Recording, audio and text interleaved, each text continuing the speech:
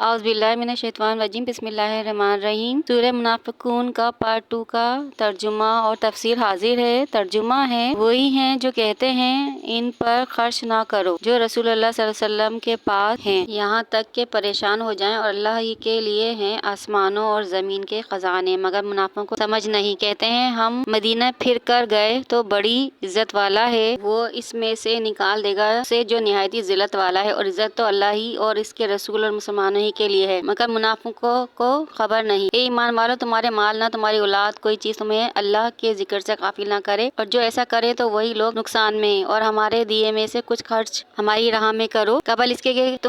تم میں کسی کو موت آئے، پھر کہنے لگے اے میرے رب، تو نے مجھے تھوڑی مدت تک کیوں مہلت نہ دی کہ میں صدقہ دیتا اور نیکیوں میں ہوتا، اور ہرگز اللہ کسی جان کو مہلت نہ دے گا جب تک اس کا وعدہ آ جائے، اور اللہ کو تمہارے کاموں کی خبر ہے۔ تفسیر یہ ہے کہ یہ لوگ کہتے ہیں کہ جو مہاجر صحابہ کرام صلی اللہ علیہ وسلم کے ساتھ ہیں ان پر خرچ نہ کرو تاکہ وہ پریشان ہو کر خود ہی ادھر ادھر ہو جائیں، یعنی ان کی مدد نہ کی جائے تو وہ دین سے پھر جائیں گے، نعوذ باللہ۔ اور جو لوگ منافق تھے وہ سمجھتے تھے کہ اگر ہم دوبارہ مدینہ لوٹ کر گئے تو ذلت والوں یعنی نعوذ باللہ مسلمانوں کو وہاں سے نکال دیں گے، اور خود کو عزت والا تصور کرتے تھے، لیکن اللہ تعالیٰ نے اس کا رد فرمایا اور فرمایا کہ عزت والا صرف اللہ کا رسول اور اس کے چاہنے والے ہیں۔ اور یہ آیت جب نازل ہوئی تو عبداللہ بن ابی جو منافق تھا وہ اپنے نفاق کی حالت میں مر گیا، جبکہ عبداللہ بن ابی کے بیٹے ان کا نام بھی عبداللہ ہی تھا، مگر وہ بڑے ہی کے عاشق رسول تھے، اور مدینہ کے باہر کھڑے ہو گئے تلوار لے کر، اور باپ آیا تو کہا کہ اس وقت تمہیں مدینہ میں داخل نہ ہونے دوں گا جب تک کہ